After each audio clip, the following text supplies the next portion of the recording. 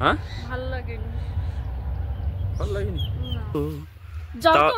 তুমি সরো, যাও ওদিকে যাও, দূরে যাও।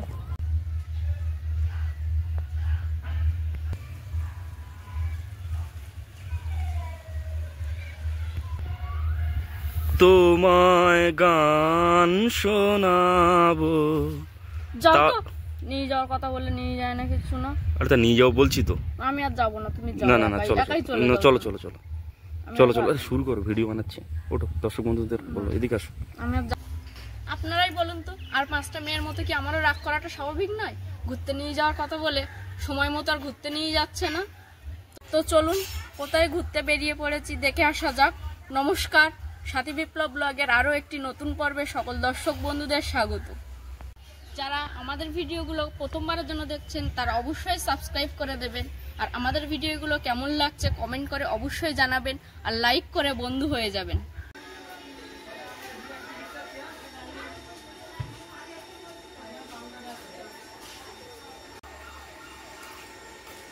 তো কেটেই ফেললাম, এবার ট্রেনের জন্য অপেক্ষায়।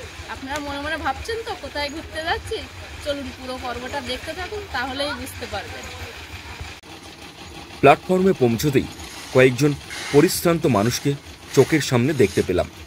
তারা এই প্ল্যাটফর্মটাকে মেরামতির কাজ করছিলেন।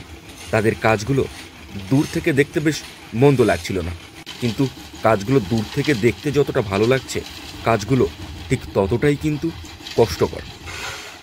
যন্ত্রাংশে যতই পৃথিবী ভরে উঠুক, মানুষকে তার শ্রমদান করতেই হবে।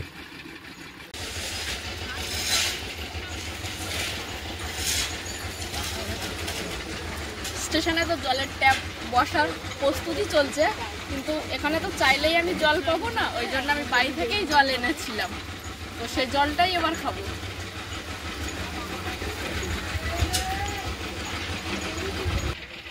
প্ল্যাটফর্মে কিছুক্ষণ অপেক্ষা করবার পরে ট্রেন এসে দাঁড়ালো দুরন্ত গতিতে। স্টেশন থেকে সকল যাত্রীদের সঙ্গে আমরাও ট্রেনে চেপে বসলাম। ট্রেনের মধ্যে থেকে বাইরের দৃশ্যটা দেখতে অপরূপ লাগছিল। বারবার মনে হচ্ছিল আমরা বসে আছি আর আশপাশের ঘরবাড়িগুলো নিজেরাই ছুটে চলেছে। দূর দূরান্তের গাছপালা, বড় বড় ধানের জমি, পশু পাখি সবাই ছুটে চলেছে এক মনে, এক নিমেষে। দূরে বেদুইনদের ঝুপড়ি, তারপরে ধানের ক্ষেত। ধানের ক্ষেত পেরিয়ে মাথা উঁচিয়ে দাঁড়িয়ে আছে সারি সারি গাছের দল। মাঠের এ প্রান্ত থেকে ও প্রান্ত দৌড়ে বেড়াচ্ছে গবাদি পশুরা। সবাই যেন যে যার আপন মনে কাজ করে চলেছে। তেমনি ভারতীয় রেল আমাদের এ প্রান্ত থেকে ও প্রান্তেও ছুটিয়ে চলেছে এক নতুন গন্তব্যের উদ্দেশ্যে। জীবন জীবিকার তাগিদে গলা ছেড়ে চিৎকার করছিলেন হকার ভাইয়েরা। সেই সঙ্গে দুজন সরকারি আধিকারিকের সঙ্গে আমাদের দেখা হলো। ভদ্রলোকেরা চলন্ত ট্রেনে টিকিট চেক করছিলেন।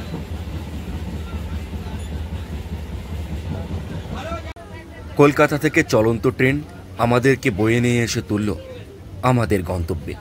ধীরে ধীরে ট্রেনের চাকা গড়াতে থাকলো তার নিজের পাটিতে, আর আমরাও পৌঁছে যাচ্ছি আমাদের প্রধান ডেস্টিনেশন।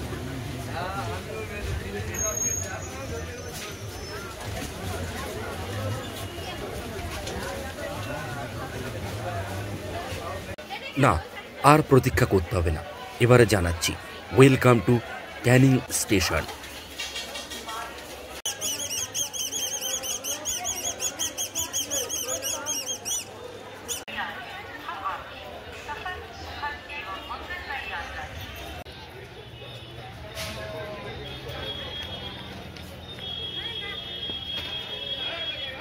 ভালোবাসার ক্যানিং, গেটওয়ে অফ সুন্দরবন। মানুষদের জন্য আলু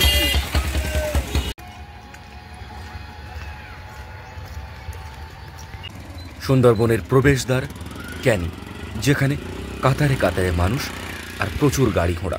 তার মাঝখানে দূরের বেনার আমাদেরকে স্বাগত জানাচ্ছিল। ক্যানিংয়ে চলে এলাম, আর দেখাবো এখানে কি কি ঘোরার জায়গা আছে। তো কর্তামশাই পটেটো চিপস বিস্কুটটা কিনে দিয়েছে, তো এটা আমার খেতে খুবই ভালো লাগে।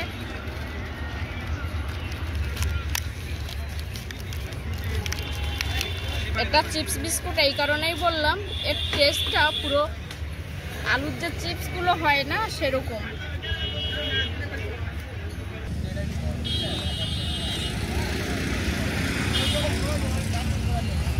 এখনো পর্যন্ত যে রাস্তাটা দিয়ে হেঁটে যাচ্ছি, এই রাস্তা ছাড়া আশেপাশে এখনো পর্যন্ত কিছু দেখতে পাইনি। তবে হ্যাঁ, শেষ পর্যন্ত আপনাদের কাছে ক্যানিং ব্রিজের উপর থেকে যে নদীটা দেখা যায় সেই নদীটা দেখাবো। আর আপাতত এখন ঘুরে দেখবো যে কোথায় কি আছে। মানে যে রাস্তাটা দিয়ে আমরা চলাচল করছি এই রাস্তায় বেশ কিছু ইয়ং কাপল তারা ঘোরাঘুরি করছে, এই পর্যন্ত দেখেছি, আর বিশেষ কিছু এখন পর্যন্ত। ক্যামেরার স্ক্রিনে যে বড় জলাশয়টি দেখতে পাচ্ছেন এটা হলো একটা ভেরি, যত সম্ভবত এটা মাছের ভেরি। তো জলাশয়ে মাছ হবে না এরকম তো হতে পারে না। আর আমাদের ভেরি যে কথাটা বললাম এটা হলো আমাদের আঞ্চলিক ভাষা। তো যার যার আঞ্চলিক ভাষায় এটাকে কি বলে অবশ্যই কমেন্ট বক্সে কমেন্ট করে আমাকে জানাবেন। রাস্তার দুধারে চারিদিকে বাবলা গাছ আর কাঁটাগুলো এদিকে ওদিকে ছড়িয়ে আছে। বিশ্বাস করুন এখনো পর্যন্ত কিছু দেখতে পাইনি, মনে হয় ঝগড়াটা আবারও শুরু করতে হবে। তুমি একটু দূরে যাও, তুমি একটু দূরে যাও, এদিকে আসো, আরো দূরে যাও, যাও না একটু। তো আপনাদেরকে আমি বলছি, আরো দূরে আপনাদেরকে আমি বলছি, সকালবেলা যে পরিমাণে ঝগড়াটা হয়েছিল আমার মাথায় ঠিকঠাক কাজ করছিল না। তো মনে হচ্ছিল যে ক্যানিংটাকে একটু এক্সপ্লোর করা যাক। আমি জানি না ক্যানিংয়ের ঠিক কোথায় কীভাবে কতটা ঘোরার জিনিস আছে, আমি যতটুকু এক্সপিরিয়েন্স করব সেটাই আপনাদের সঙ্গে শেয়ার করব।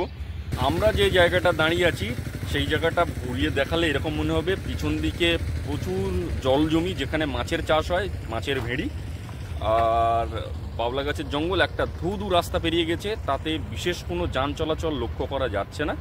আর চারিদিকে তো যেমনটা বললাম মাছের ভেড়ি, মাঝে মধ্যে দুই একটা মোটর সাইকেল বা দুই একজন কাপেল এদিক ওদিকে ঘোরাঘুরি করছে। মোটামুটি এই ছিল। আর এই যে রাস্তাটা পিছন দিকে, এটা ক্যানিং ব্রিজের একেবারে কাছাকাছি গিয়ে মিলিত হয়েছে। আর মাছের ভেড়ি দেখলেন এক্ষুনি। আর এই যে রাস্তাটা পিছনে দেখা যাচ্ছে এটা পৌঁছে গিয়েছে ক্যানিং যে বৈদ্যুতিক চুল্লি হয়েছে শ্মশান, সেখানে পৌঁছে গিয়েছে, বৈতরণী সম্ভবত নাম। ওটাও আমরা দেখলাম, কিন্তু ওটা আমরা ভিডিওতে এই জন্য ক্যামেরাবন্দি করলাম না, ওটা দেখানোর মতো কোনো ইচ্ছে বা কোনোটাই ছিল না। তো আমার সঙ্গে ঘুরতে এসে তোমার কেমন লাগছে? ভাল লাগেনি। হ্যাঁ, ভাল লাগেনি। ভাল লাগেনি? না, চারিদিকে এত বাবলা গাছ, এত জল, গাড়ি, ভাল লাগেনি? একটা বসারই জায়গা পেলাম না। ঠিক আছে, আমি খুঁজছি তো। একটা মশলা মুড়ির দোকানও পাই। আরে খাওয়াবো তোকে, খাওয়াবো না, ভাল লাগছে না। তবে হ্যাঁ, ক্যানিংয়ে এসে ভালো না লাগার মতো অনেক কারণ আছে, আর ভালো লাগারও অনেক কারণ আছে। আমি তোমাকেও বলছি আর দর্শক বন্ধুদেরকেও বলছি, ক্যানিংয়ে আসতে হলে সন্ধ্যার সময়টাকে ধরে আসা উচিত। তাহলে ওই সময় একটু রৌদ্রের চাপ কম থাকবে, মানুষের মধ্যে একটা ঘোরার ফিল, ঘোরার মুড থাকবে প্রথমত। আর প্রচুর খাবারের দোকান আছে ক্যানিং স্টেশনের কাছাকাছি, ওখান থেকে আপনার প্রয়োজনীয় খাবারগুলো আপনি কালেক্ট করতে পারেন। আর আমরা যে মুহূর্তে যে সময়টা এসেছি এই সময়টা ফেব্রুয়ারির দুপুরবেলা, তো এখন একটু গরম পড়েছে। সব কিছু মিলিয়ে খুব একটা খারাপ নয় ক্যানিং জায়গাটা। দেখি আমরা এখন কোথায়? চলো ক্যানিং ব্রিজের দিকে যাও। হ্যাঁ, ব্রিজে যাব। ব্রিজের ওপরে গেলে ওখান থেকে যে প্রাকৃতিক দৃশ্যটা আমরা দেখব সেটা কিন্তু ভালো লাগবে মনে হয়। চলো ব্রিজের ওপরে। হ্যাঁ, যাচ্ছি, চলো।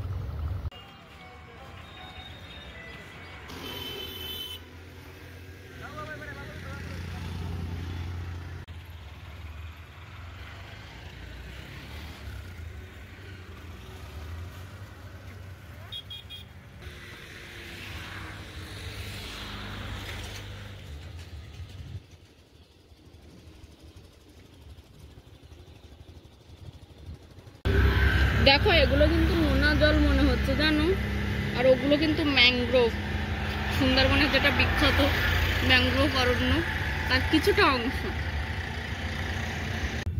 মাতলা নদীর তীরে ম্যানগ্রোভরা ঝিরিঝিরি বাতাসে মাথা দোলাচ্ছিল। দূরে মাতলা ব্রিজের উপর দিয়ে ছুটে চলেছিল যানবাহনের দল, কেউ তার গন্তব্যে, কেউ তার নিজের বাড়িতে।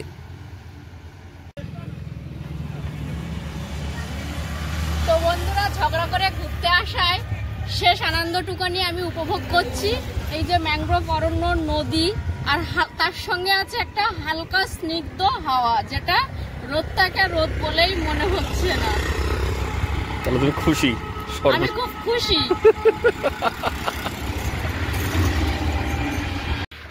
মাতলা নদী, যাকে ঘিরে ছেলেবেলায় অনেক গল্প আছে। যে ব্রিজের উপরে দাঁড়িয়ে ভিডিওগ্রাফি করছি, এই ব্রিজটা যখন ছিল না তখন নৌকা পারাপার করে পার হতে হতো। তারপর এই নোনাচল, যেখানে মানুষের জীবন জীবিকা নির্বাহ করে মাছ ধরে।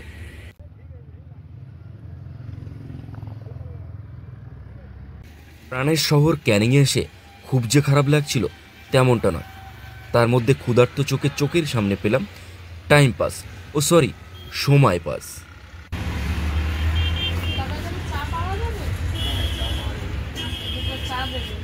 আর বলছি, এটা কি নতুন তৈরি হয়েছে টাইম পাস? 26 তারিখে আমাদের উদ্বোধন হয়েছে।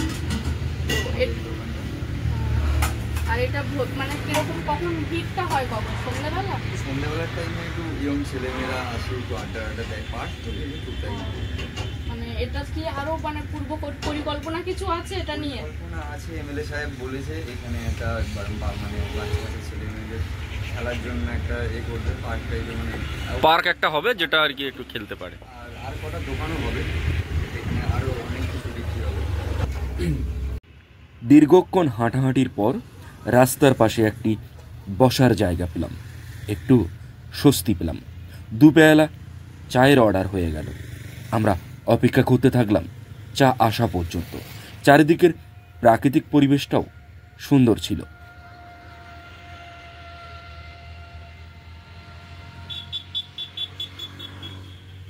এবং আপনারা যারা ছোট ব্যবসায়ীরা আছেন তাদেরও আস্তে আস্তে হয়তো ব্যবসাটার গ্রোথ বাড়বে, আমরা এটা ধরে নিতে পারি, যখন ইন ফিউচার এই জায়গাগুলোকে আরও ডেভেলপ করা হবে গভর্নমেন্টের পক্ষ থেকে।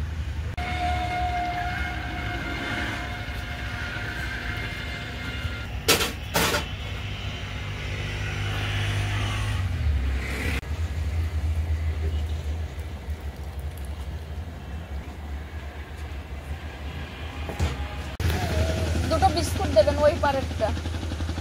নাও চাটা নাও। চাটা সুন্দর, খেয়ে দেখো।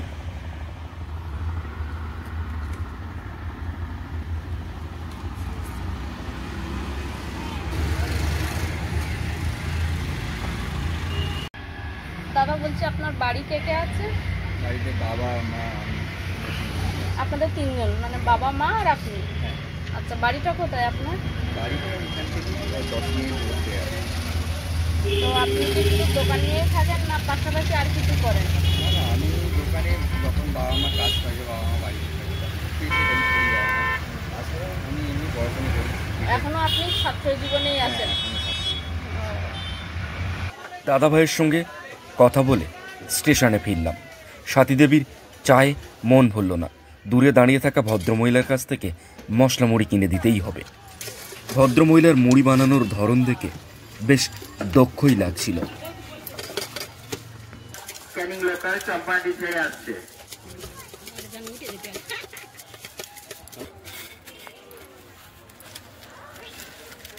রকমারির সঙ্গে রকমারি মশলা দিয়ে ঝালমুড়ি বানানো শেষ হলো।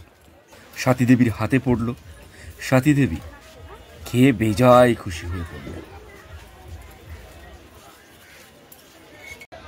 তারপরে কলকাতা যাওয়ার ট্রেনে চেপে বসলাম।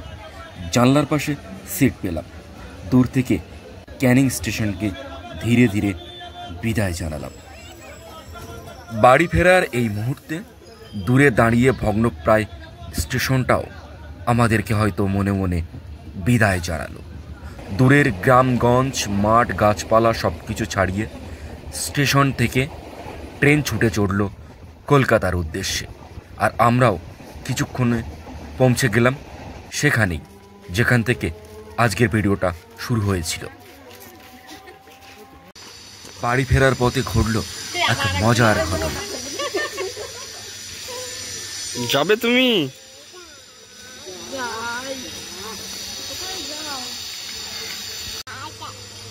যাই।